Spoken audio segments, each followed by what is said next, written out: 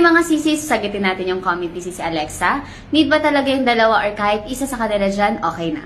Unang-una, mas better na gamitin mo ang Power Duo kung matagal na yung mga peklats, stretch marks, varicose veins mo. Kung taon mo nang tinitiis yan sis.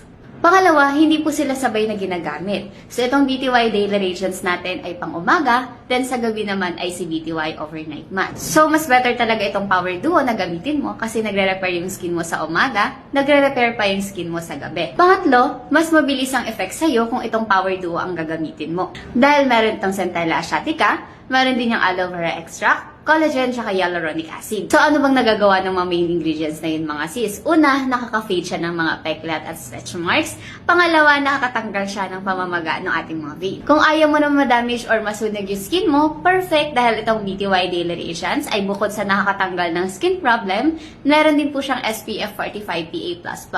Si BTY Overnight Mask naman ay bukod din sa nakakatanggal ng skin problem, nakakatulong din ito para magkaroon tayo ng glowing at healthy skin.